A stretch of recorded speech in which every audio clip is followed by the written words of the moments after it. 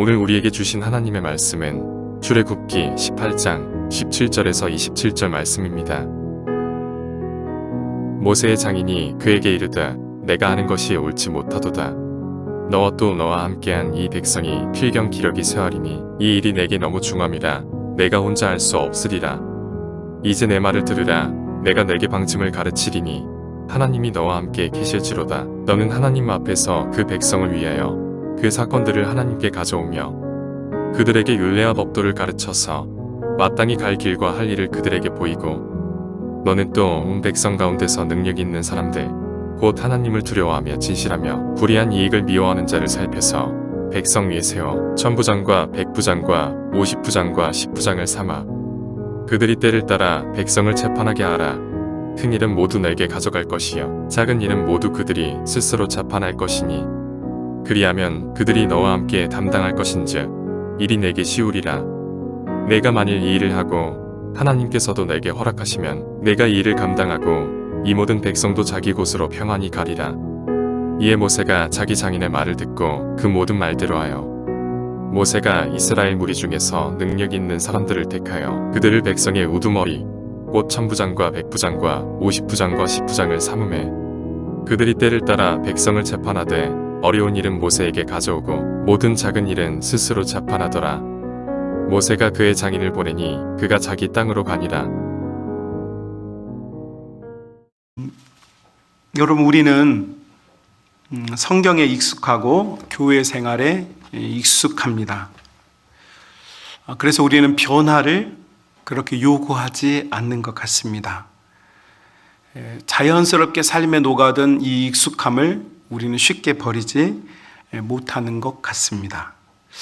그래서 나이가 먹어 가면 자연스럽게 변화가 싫고 그 변화를 시도할 때는 귀찮음과 또 잘 되지 않는 것을 우리가 볼 수 있습니다. 그러나 여러분, 하나님께서는 날마다 새 은혜를 주시고 새 변화를 일으키시고 날마다 하나님의 자녀들의 삶과 인생 그리고 교회와 가정에게 새 일을 행하시는 분인 줄로 믿습니다. 자, 우리 하나님은 새 일을 행하시는데 성도가 어제의 모습으로 있다면 여러분, 새 일을 행하시는 하나님의 손과 어제에 살고 있는 내 손이 맞닿을 수 있을까요? 네, 불가능하겠죠. 그래서 여러분, 우리가 정말로 새 일을 행하시는 하나님을 믿는다면, 광야의 길을 내시고 샘을 내시고 꽃을 피우시는 하나님을 믿는다면 정말로 우리 주님께서 우리 가정과 우리 교회에 새 일을 일으키기를 원하신다면 여러분, 결국 나도요 과거에 매여 살면 안 됩니다. 오늘 그 주님 앞에서 주님이 원하시는 새 은혜를 가지고 새 믿음을 가지고 날마다 더 주님께 나아가는 성도가 되어야 할 것입니다. 그래서 이전보다 더 주님을 사랑하고 이전보다 더 가정을 사랑하고 이전보다 더 하나님의 뜻과 은혜를 향하여서 나아가는 것, 여러분, 이것이 진정한 하나님의 역사를 경험하는 일이 되어지는 것입니다. 자, 제가 이렇게 변화에 대한 이야기로 설교를 시작하는 이유가 있습니다. 우리가 읽은 이 본문 앞서서 우리는 지난주에 르비딤에서 하나님께서 일으키신 전쟁을 보았어요. 이스라엘 백성들과 아말렉 사람들이 있었던 이 전쟁은 빼앗는 전쟁도 아니었고 방어하는 전쟁도 아닌 광야에서 그저 두 민족이 치고받고 싸운 전쟁이었어요.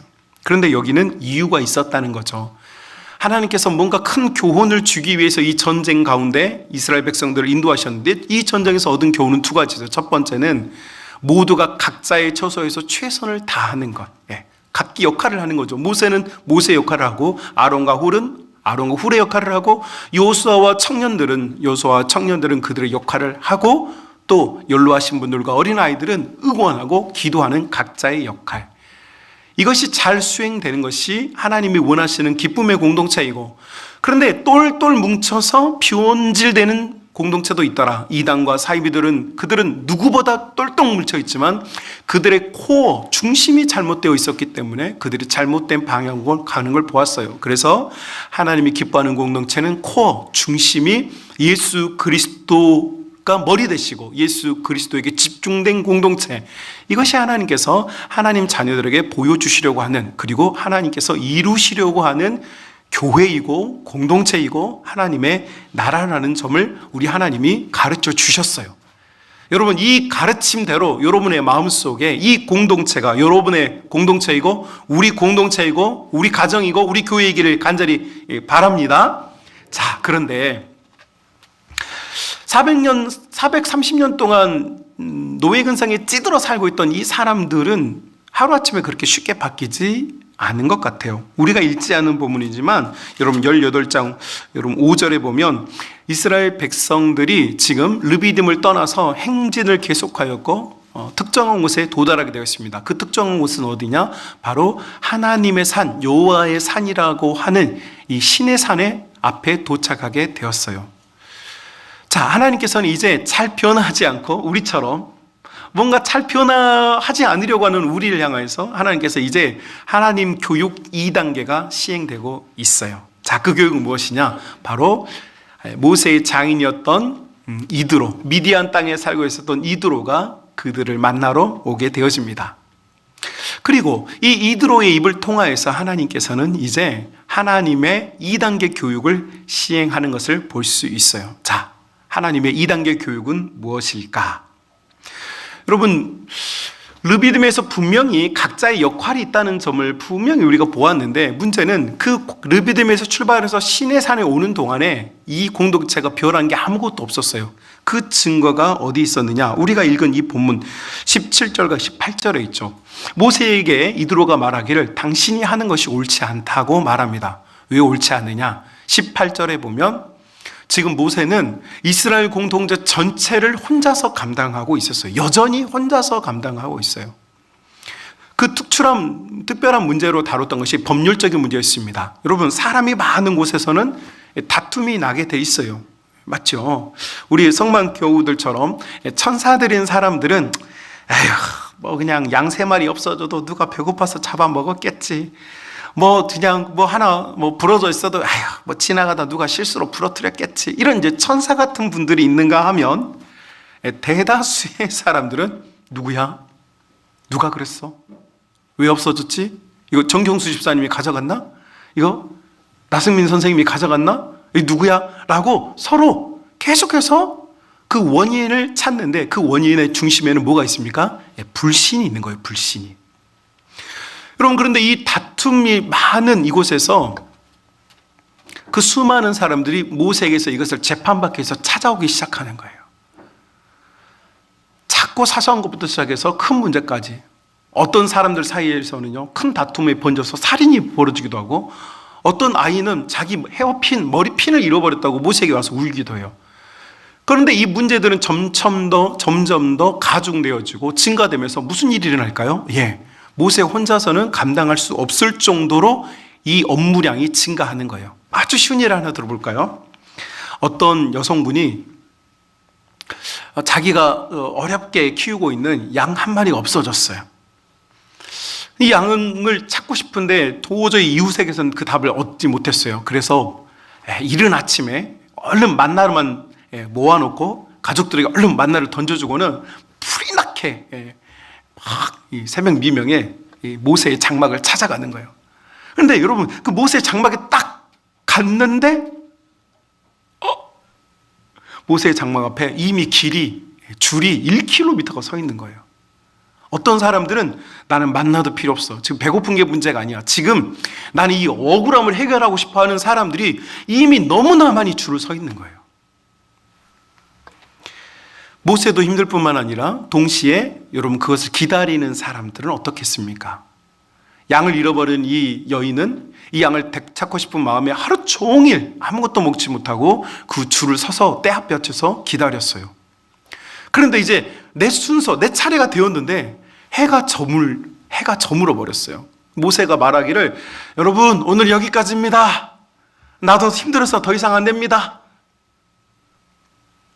여러분, 이 양을 잃어버린 이 여성은 얼마나 화가 나겠어요? 얼마나 억울하겠어요? 자, 이런 일들이 점점 더 공동체 가운데서 가중되는 모습을 한번 상상해 보십시오. 그래서 이드로의 입을 통하여서 하나님께서는 이 지금 공동체가 겪고 있는 문제를 정확하게 지적합니다. 첫 번째, 두 번째. 첫 번째, 모세 너도 기진할 것이고, 두 번째, 공동체도 기진하게 되어진다. 모두가 에너지를 소비하게 되어지는데, 이 에너지는 공동체가 잘 되고 활성화되고 힘이 나고 재미나는 에너지가 아니라, 여러분, 뭔가 진이 빠져나가고 뭔가 억울함이 증가되어지고 뭔가 분노는 더 촉발시켜지는 이런 상황에 계속해서 이어지고 있는 상황. 이것이 지금 이스라엘 공동체가 직면해 있는 현실적인 문제였어요.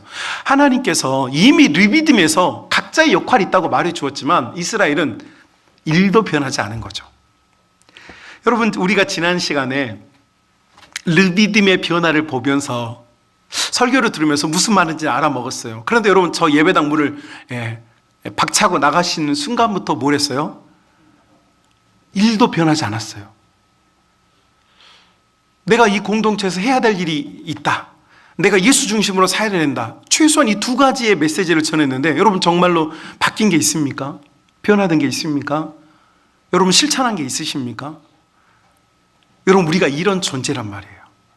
그래서 하나님은 이제 실제적인 실천편, 교육의 2단계를 이드로 입을 통하여서 이제 우리에게 알려주고 있어요. 여러분, 이 하나님의 촉구하시는 이 변화는 여러분이 받아들일 수 있기를 바랍니다. 그리고 이 변화를 통하여서 여러분이 하나님의 놀랍고 크신 공동체의 힘을 여러분이 발휘할 수 있기를 주님의 이름으로 축복합니다. 1부 예배 때는 아멘 소리가 굉장히 큰데요. 2부 때는 아멘 소리가 많이 줄어든 것 같아요. 다시 한번 촉구합니다. 예. 자, 이드로가 제안하고 있는 해답은 여러분 여기에 있습니다. 21절 보실까요? 이렇게 되어 있죠. 너는 또 온 백성 가운데서 능력 있는 사람들 곧 하나님을 두려워하며 진실하며 불의한 이익을 미워하는 자를 살펴서 백성 위에 세워 천부장과 백부장과 50부장과 10부장을 삼아라. 이렇게 되어 있습니다. 자, 여러분, 지금 이드로의 입을 통해서 하나님께서 모세에게 시스템, 조직을 만들라고 말씀하시는 것 같습니다. 천부장, 백부장, 50부장, 10부장. 이건 조직을 만드는 것이고 시스템을 만드는 것입니다. 자, 그러나 여러분, 이것은 굉장히 표면적인 것일 뿐입니다. 실제로 하나님께서 이 이스라엘 공동체에게 하고 싶은 것은 조직을 세우고 계급을 만드는 것이 아닙니다. 모세에게 하나님께서 이스라엘 공동체에게 주시는 두 가지의 정신은 바로 나눔과 공유라는 것입니다. 모세가 했던 일을 서로 나누어 지는 것입니다. 혼자서 지는 것이 아니란 이야기죠. 자, 아주 쉬운 예를 한번 들어보겠습니다. 여러분, 우리 성만교회에서 기도를 해야 한다면 누가 기도를 해야 할까요? 마지막 한 사람이 기도를 해야 한다면 누가 기도를 해야 할까요? 박진우 집사님이 기도를 해야 될까요? 박종민 집사님이 해야 할까요? 한승홍 집사님이 해야 할까요? 누가 마지막 한 사람이 기도를 해야 한다면 누가 기도를 해야 할까요? 누구요? 누구입니까? 은별아, 누가 했으면 좋겠니? 마지막 한 사람이 기도해야 된다면 누가 했으면 좋겠니? 여러분, 지금 대답하지 않았지만 마음속에 뭐라고 말했냐면 목사님이라고 대답했습니다. 여러분, 이스라엘 백성들은요, 모세가 이 모든 일을 다 해주기를 바랬습니다. 그런데 이것은 건강한 공동체가 아닙니다. 하나님께서 보여주고 싶은 교회와 공동체는 나눔입니다. 어떤 나눔이냐? 짐을 함께 지는 나눔입니다.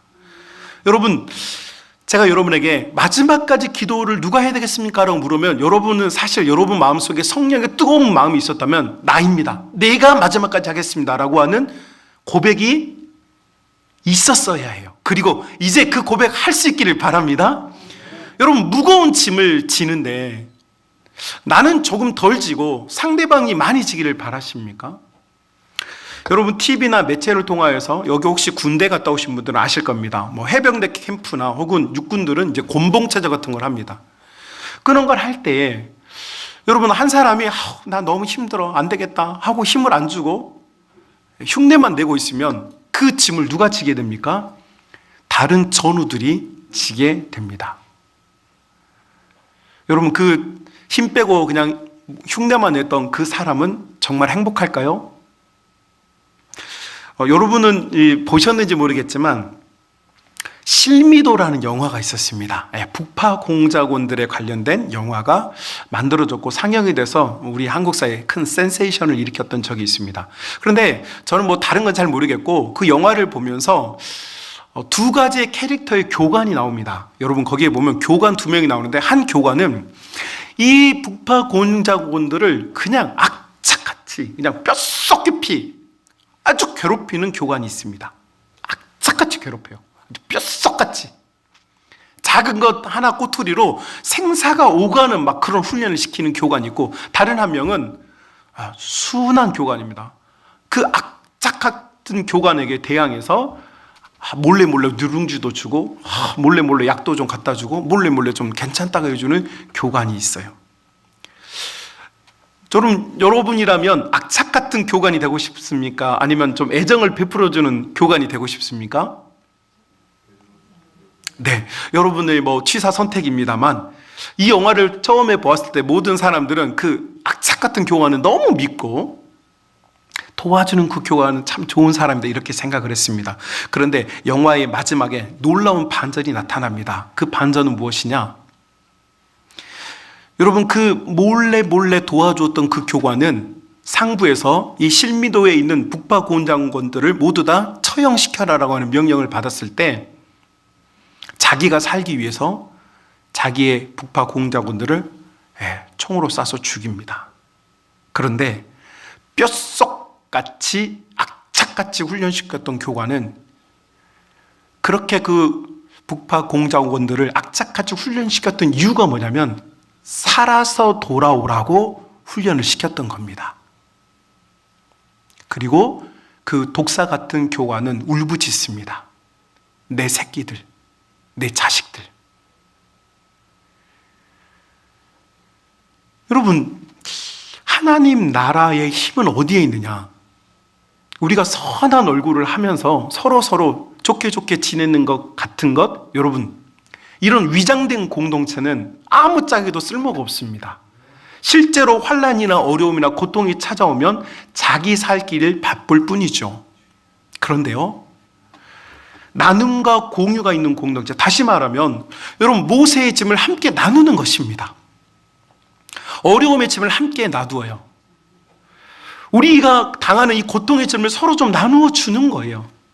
같이 져주는 거예요. 여러분, 울어줄 때요, 우는 슬픔이 있는 곳에 정말 재밌는 게, 내가 너무 괴로워서 우는데 옆에서요, 한 사람, 두 사람, 세 사람, 10사람이 같이 울잖아요. 그럼 놀랍게도요, 그 슬픔은요 사라져버려요. 뿐만 아니라 기뻐하는 일, 내가 좋아하는 일도요, 여러분, 나에게 좋은 일인데 혼자 막 신나요. 재미없어요. 내가 신나하는데 옆에서 우와 너무 잘됐다, 우와 재밌다, 우와 신난다, 야 우리 파티하자 하면서요, 사람들이 함께 모이면요, 그 즐거움은요 어떻게 됩니까? 폭발적으로 확장돼요. 이것이 공동체의 힘이에요. 하나님께서 지금 이들을 통하여서 보여주신 것은 시스템의 정비가 아니고 우리의 각자의 짐을 나누어 지자라는 거예요. 나누어 지자. 그리고 단순히 그 역할을 나눌 뿐만 아니라 공유하는 것입니다. 여러분, 공유한다는 게 뭡니까? 같이 쓰는 것, 그런 의미도 있겠지만, 공유한다는 것은 뭐냐면 이심전심이라는 말이 있어요. 내 마음이 네 마음이고 네 마음이 내 마음인 것. 여러분, 하나님 나라는 어떤 특별한 사람들, 특별히 교회를 기준으로 하면 목회자나 혹은 장로님들이 이런 일을 합시다, 혹은 이것이 옳습니다, 여러분, 이것이 전부가 아닙니다.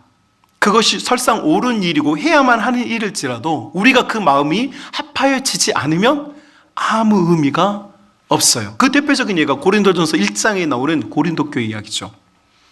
고린도 교회는, 교회 자체는 원래 재정도 풍성하고 되게 튼튼한 교회입니다. 그리고 여러분, 사도 바울이 고린도에 머물면서 다른 지역에 편지를 쓸 정도로 고린도 교회는 굉장히 사실은 건강한 교회였어요. 그런데 고린도 교회가 왜 궁극적인 어려움에 도달하게 되었느냐? 여러분, 그들이 가지고 있는 생각에 나눔이 이루어지지 않았기 때문이에요. 여러분, 아무리 좋은 생각, 아무리 옳은 생각을 하고 있어도요, 쉐어되지 않으면 그것은 의미가 없어요. 힘이 없어요.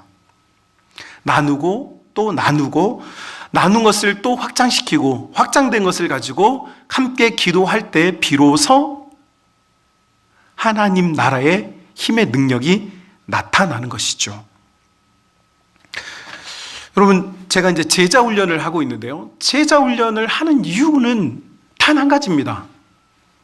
제자 훈련을 하는 이유는, 여러분, 우리 부모님 세대들은 한국교회 초창기부터 구역이라고 하는 아주 이 전 세계에서 가장 모범적인 모범적인 모임을 만들었어요. 소그룹이죠.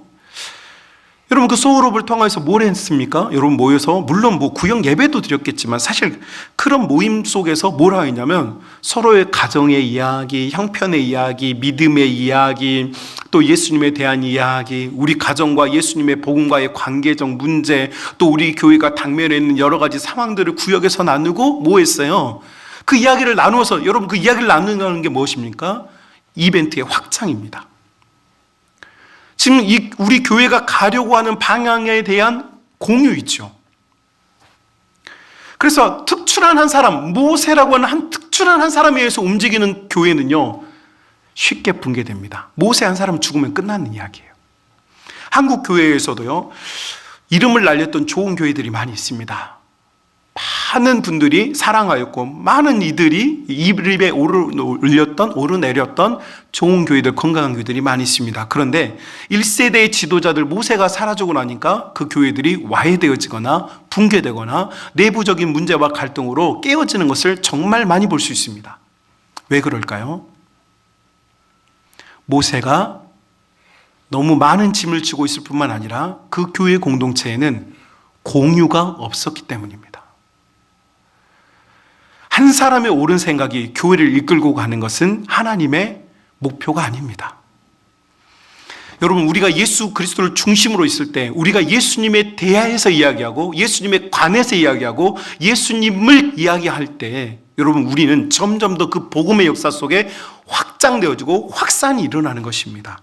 그래서 제자 훈련할 때, 여러분, 제자 훈련하면서 많은 이야기를 합니다. 가정에 대한 이야기도 하고 자녀에 대한 이야기도 하고 여러 가지 이야기도 하지만, 제자 훈련의 가장 큰 힘의 능력은 어디 있느냐?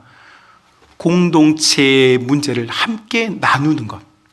그래서 그곳에서부터 우리 교회에 대한 이해와 각 사람에 대한 이해와 예수 그리스도를 복음으로 중심으로 한 그 이해들이 확장되는 것. 여러분, 이것이 목표입니다. 그리고 그것이 되어지면 정말 재미가 있습니다. 그리고 이 작은 구역들이 모이고 쌓이면 어떻게 됩니까? 작지만 골리앗을 이기는 다윗과 같은 교회가 되는 것입니다. 교세가 크고 사람이 많아서 이기는 교회가 아닙니다. 저는 하나님의 은혜인지 도움인지 모르겠지만 그래도 한국교회에서 손에 꼽는 아주 초대형 교회부터 메가처치부터 교회들을 섬겼고 우리 교회에 부임하게 되었습니다. 저는 여러분에게 몇 차례 말씀드렸습니다. 저는 초대형 교회 꿈꾸지 않습니다. 교회가 지향해야 될 가장 건강한 모습을 추구하고 또 그것이 저희의 기도이고 우리의 기도입니다. 교회다운 교회죠. 하나님의 나라다운 하나님의 나라. 이것은 공유할 때 가능해지는 것입니다. 여러분, 신명기서 33장 29절에 보면 여러분이 참 좋아하는 말씀이 있습니다. 성경에서 행복이라는 단어가 단 한 번 언급이 돼요. 이스라엘아, 너는 행복자로다. 이렇게 딱 한 번 하나님이 말씀해 주셔요. 이것이 신명기 33장 29절인데 그러면 왜 행복한가? 하나님이 왜 나보고 행복하다고 하는가? 여러분, 성경을 들여다보면 여기에 굉장히 재미있는 사실을 알게 됩니다. 이렇게 말해요. 이스라엘이여, 너는 행복한 사람이로다. 여호와의 구원을 너같이 얻은 백성이 누구냐? 이렇게 말해요. 여러분, 이 말을 오늘날 현대어로 번역해보면 야, 너 참 행복하겠다. 왜냐하면 너는 나의 구원을 경험한 사람들 중에 한 사람이기 때문이다. 이렇게 말하는 거예요. 이게 무슨 말입니까?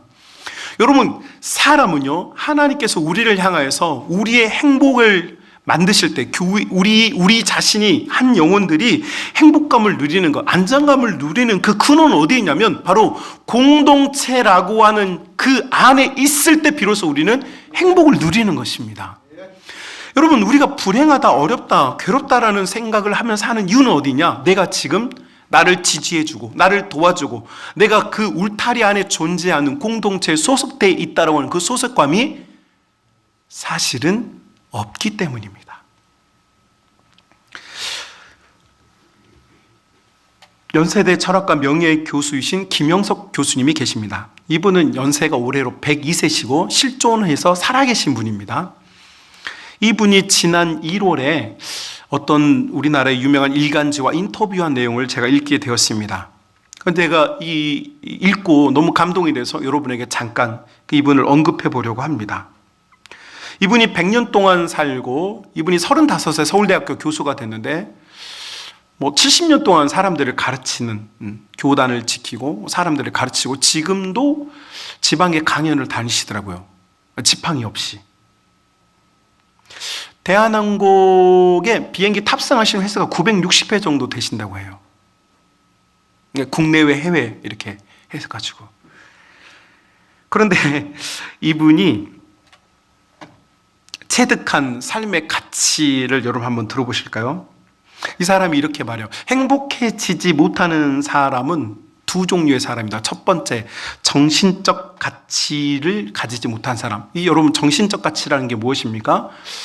예를 들면 우정, 사랑, 가족의 믿음, 희망. 여러분, 눈에 보이지 않지만 없는 것 같지만 분명히 존재하는데도 어떤 사람들은 이것을 받아들이는 사람이고 어떤 사람들은 그것의 가치를 무시하는 사람들이 있는데, 이 김영석 교수님이 보기에 행복을 느끼는 사람들의 특징은 뭐냐? 이 무형적 가치, 정신적 가치를 소중하게 생각하는 사람들은 행복하다라는 거예요. 여러분, 우리나라에 로또가 있죠. 우리나라 로또 겨우 몇십억 이렇게 받는데 미국의 로또는 슈퍼볼이라고 그래가지고 한 번 받으면 막 3천억 이렇게 받습니다. 여러분, 그 정도 비용 받으면 사실 인간은 회사 하나는 살 수 있어요. 그런데 실제로 이 슈퍼볼에 당첨된 사람들을 이 조사를 좀 해보니까 여러분 3%만이 건강한 생활을 하고 97%는 파산했거나 길거리에서 총에 맞아 죽었거나 아주 교도소에 갇혀있거나 이런 상태에 빠져 있다는 거예요. 몇 퍼센트요? 97%가 불행해졌어요.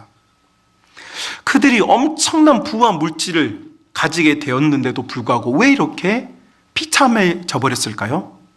그들에게는 정신적 가치가 없었기 때문이에요. 여러분, 우리가 내가 지금 한 달에 300만 원을 벌고 있는데 500만 원을 벌면 행복해질 것 같죠?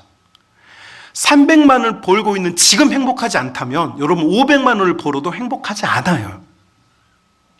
내가 지금 150만 원으로 살고 있는데 내가 200만 원만 있어도 살 것 같다 생각하고 사시면요, 여러분 200만 원 있어도 여러분 살 것 같지 않아요.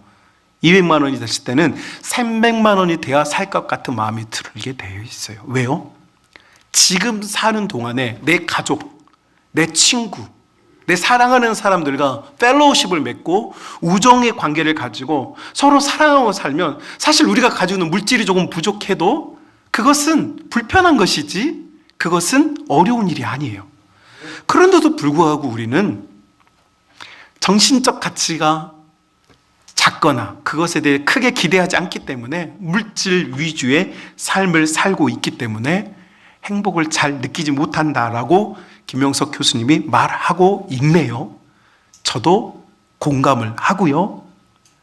그러면서 동시에 두 번째 사람이 있는데 이 사람들의 행복을 느끼지 못하는 두 번째 사람들의 특징이 뭐냐? 이기적인 사람이라는 거예요. 나만 잘 되면 된다. 우리 가족만 잘 되면 된다. 라고 생각하는 사람, 공동체가 없는 사람은 아무리 부해지고 아무리 건강해져도 행복을 느끼지 못하는 것 같다고 말합니다. 그러면서 이 김영석 교수님이 정의를 내리기를 이렇게 말했어요. 행복은 공동체 의식이지 단독자인 나만을 위한 행복이 아니다. 다시 말하면 행복이라는 것은 너와 내가 있을 때 만들어지는 감정이지 나 혼자서는 도무지 만들어지지 않는 감정이 뭐냐? 행복이라는 감정이에요. 자, 여러분, 신명기 33장에서 하나님께서 하나님의 자녀들에게 했던 말씀과 똑같은 말씀이죠. 사실은 하나님의 말씀이 권위가 있죠. 그리고 한평생을 100년 동안 살아봤던 이 사람이 이 말을 보증해 주는 거예요. 아, 그렇구나. 결국 우리가 진짜 행복하다고 느낄 때는 언제 있느냐? 우리가 함께 있을 때, 공동체가 있을 때, 우리 교회가 있을 때, 우리 가정이 있을 때라는 것이죠. 여러분, 그래서 진짜 행복한 사람, 하나님께서 넌 진짜 행복하구나 라고 말해주는 사람 어떤 사람이냐? 우리 교회가 있고 우리 가족이 있고 우리 나라가 있는 사람, 이 사람이 행복한 사람이에요. 하나님이 진짜 보여주려 하는 하나님의 교회와 하나님 나라는 이런 나라예요. 자, 그래서 여러분, 너무너무 흥미롭게도 우리가 지금 나무를 보고 있다면 숲을 한번 볼까요? 숲을. 출애굽하면서 이스라엘 백성들이 17장에서 르비딤에서 전쟁을 했어요. 그 전쟁을 통해서 하나님은 하나님 나라의 모습은 각자의 모습이 있지만 예수님을 중심으로 모여 있다. 두 번째 가르침, 두 번째 학습 단계에서는 바로 이 나눔과 공유가 공동체의 핵심 가치다 가르쳐 주셨어요. 그 다음에 여러분 19장, 우리가 이제 다음 주부터 살펴볼 19장은요, 여러분이 익숙한 본문인데 어떤 본문이냐면 바로 십계명을 받는 장면이에요. 십계명을 받는 장면. 그리고 여러분, 이 모세의 십계명과 율법은 이 성경 역사에서 굉장히 중요한 역할을 해요. 그리고 이것은 예수님 시대에서도 수많은 사람들이 모세의 율법을 지켜서 구원을 받으려고 노력을 했어요. 그러니까 이스라엘 역사상 BC 1445년 출애굽에서 예수님이 오실 때까지 약 1500년 동안 이스라엘 백성들의 마음속에 자리 잡았던 법이 뭐냐? 바로 십계명이에요. 그리고 율법이에요. 자, 그러면 왜 하나님께서는 이 십계명과 율법을 주셨느냐라는 거예요. 이 십계명과 율법을 주신 데는 목표가 있어요. 그냥 주신 게 아니에요. 그냥 심심해서 이건 내 법이야, 이걸 지키든지 말든지 이렇게 주신 게 아니에요. 여러분, 이 법은 누구에게 필요하냐면 나 혼자 사는 사람에게는 필요가 없어요. 자, 여러분, 십계명을 한번 들여다보십시오. 1계명, 너는 나 외에 다른 신을 섬기지 말라. 그런데 신을 섬기는데 하늘에 있는 것이나 땅에 있는 것이나 물속에 있는 어떤 형상으로도 내 모습을 만들지 마라. 나는 그런 모습에 가두어진 신이 아니다. 그리고 이제부터 너와 나 사이에는 이제 선악과가 존재한다. 그 선악과는 뭐냐? 바로 안식일이다. 안식일을 지키는 자는 선악과를 따먹지 않은 자요, 이제 안식일을 범하는 자는 선악과를 따먹은 자가 되는 것이다. 이것이 새로운 에덴에서의 하나님의 규칙이었어요. 그래서 안식일이 기준이에요. 그리고 하나님과 나 사이에 그것이 정립이 되고 나면 그 다음부터 5계명부터 뭡니까? 너의 부모님을 공경해라. 6번째, 살인하지 말라가 나오는데 누구를 살인하지 말랍니까? 너의 이웃을 살인하지 말라. 7계명, 간음하지 말라. 누구를요? 너의 이웃을 간음하지 말라. 도적질하지 말라. 누굴걸요? 너의 이웃의 것을 도적질하지 말라. 너의 이웃의 것을 탐내지 말아라. 너의 이웃의 것을 향하여서 이웃에게 거짓말하지 말아라. 여러분, 그래서 십계명과 모든 율법의 중심에는 뭐가 있냐면 우리가 있어요. 나 혼자, 여러분, 만약에 십계명에 너 사명대로 살아라, 너 열심히 살아라, 너 부지런히 살아라, 너 괜찮게 살아라 이렇게 말했다면 훨씬 더 심플하지 않아요? 그럼 우리가 더 괜찮은 사람이 되기 위해서 얼마나 많이 노력하겠어요? 그런데 하나님은 너 괜찮은 사람이 되라고 말씀하시지 아니하고 뭐라고 말해요? 너의 이웃들에 대하여 너는 어떤 사람이 되라라고 말해요. 이거 무슨 말입니까?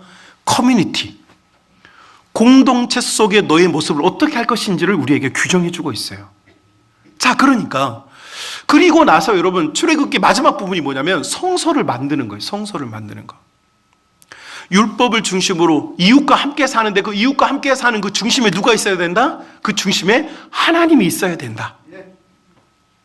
그래서 그 이스라엘 백성들의 정중앙에 중앙 성소, 회막을 만드는 거죠. 이렇게 하면서 끝나요. 그리고 이 이야기가 이스라엘 역사성에 반복되고 또 반복되는 거 이야기예요.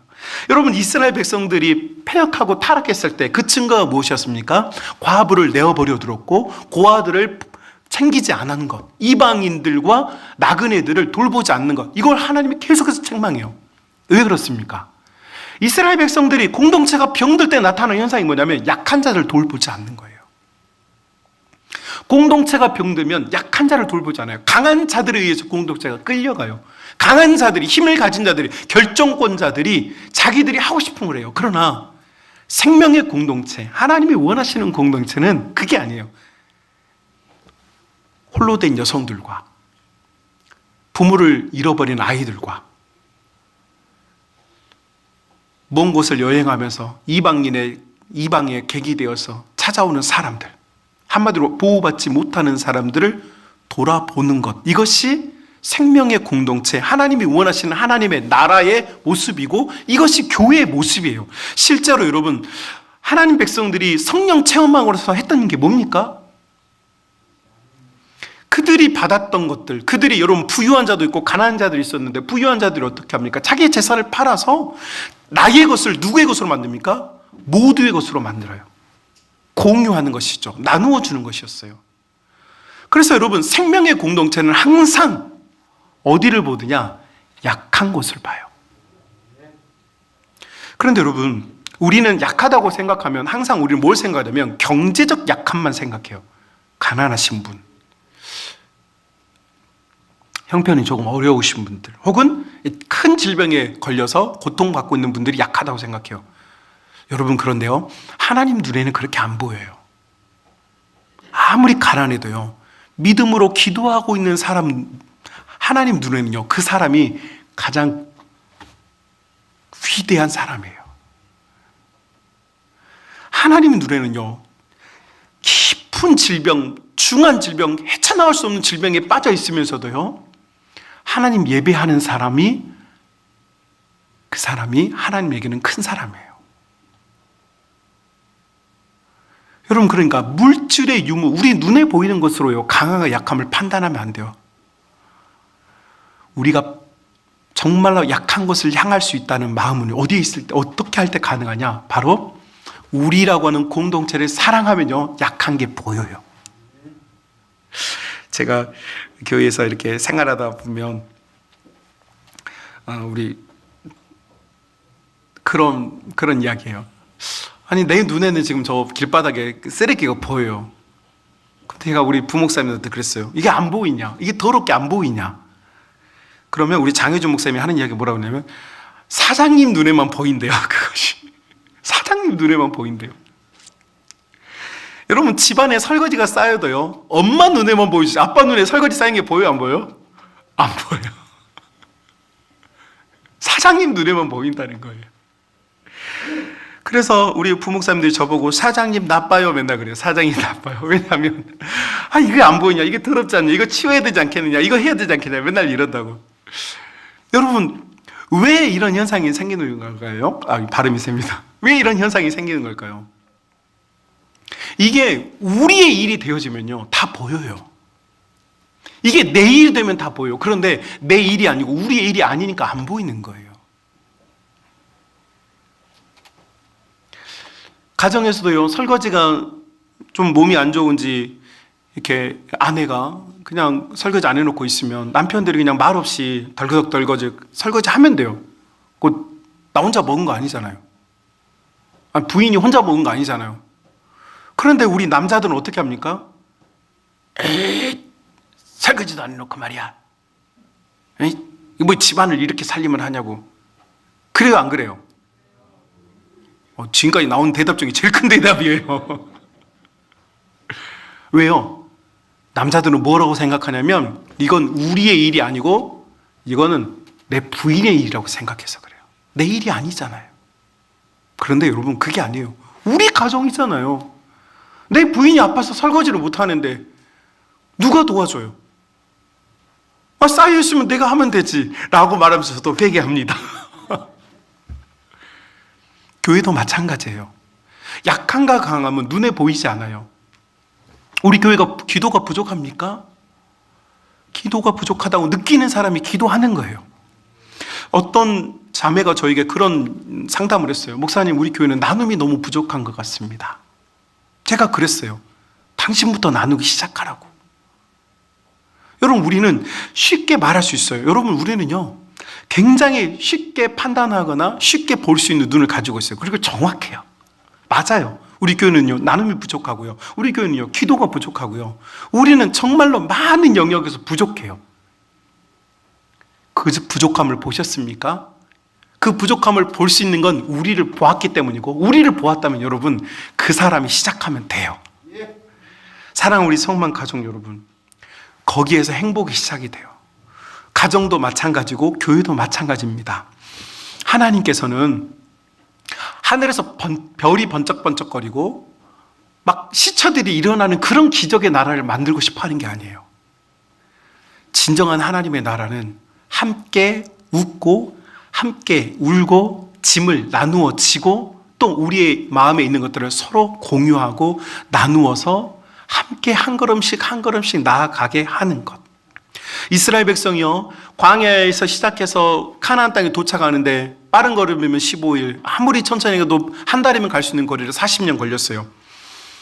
여러분, 12 정탐꾼 때문에 이 모든 결과가 이어졌다는 걸 우리는 알고 있어요. 자, 그러면서 우리는 동시에 한 가지를 알아야 돼요. 뭘 알아야 되느냐? 여러분, 성경 가만히 들여다보면 출애굽 가정, 출애굽기, 레위기, 민수기, 신명기까지 4개의 성경이 있는데 이 4개의 성경 가만히 들여다보십시오. 거기 들여다보면 이스라엘 백성들 중에 너무 걸음이 느리거나 너무 연세가 많으셔서 이스라엘 백성에서 이탈한 사람은 단 한 명도 없어요. 이게 무슨 말인 줄 아시겠습니까? 한 달, 보름이면 갈 수 있는 거리를 40년 걸렸어요. 왜요? 마지막 가장 연약한 사람 한 사람까지라도 가나안 땅에 같이 발을 디딜 때까지 같이 가는 거예요.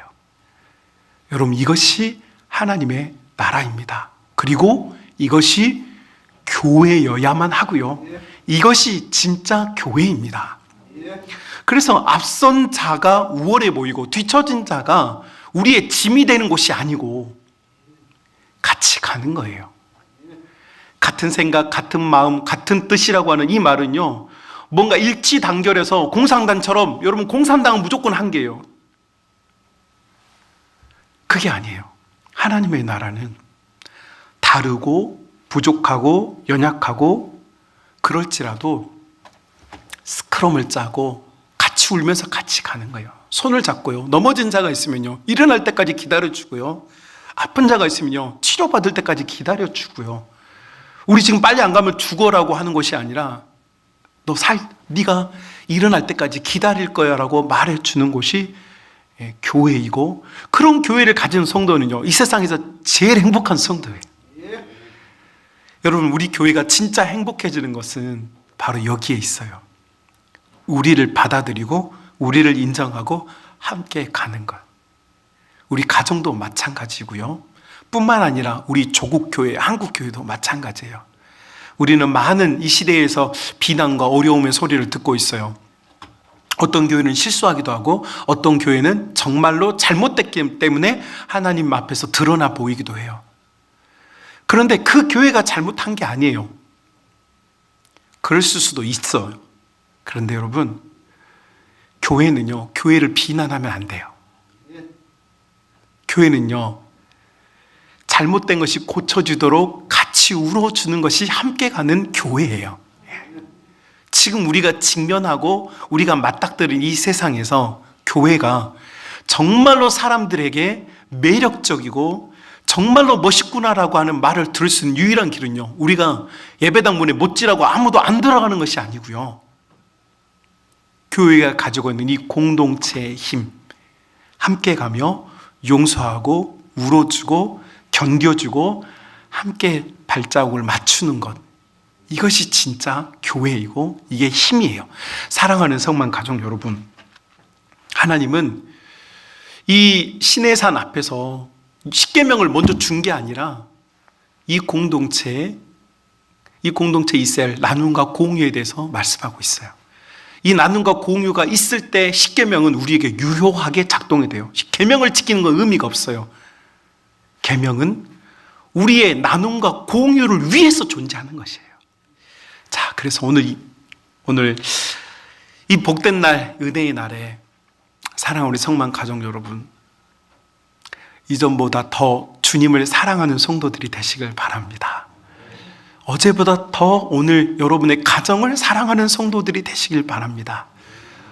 어제보다 더 오늘 우리 교회들을 사랑하는 하나님 나라의 복된 성도, 유업을 받은 자들의 가치를 드러내는 성도, 우리 교회가 됩시다. 그리고 저 예배당 문을 열고 나가면서 아무 일이 없었던 것처럼 또 마음대로 살지 마시고, 여러분이 기도해야 할 것을 찾으시고, 여러분이 섬겨야 할 것을 돌아보시고, 내가 어디에 쓰임 받아야 할지, 우리가 어떤 부분이 필요한지를 살펴서 서로를 끌어안는 낫기를 함께 기도하고, 슬픔을 이겨낼 때까지 같이 울어주고, 좋은 일이 있을 때는 한없는 잔치와 파티를 벌릴 수 있는 생명의 공동체, 은혜의 공동체가 여러분의 것이 될 수 있기를 주님의 이름으로 축복합니다.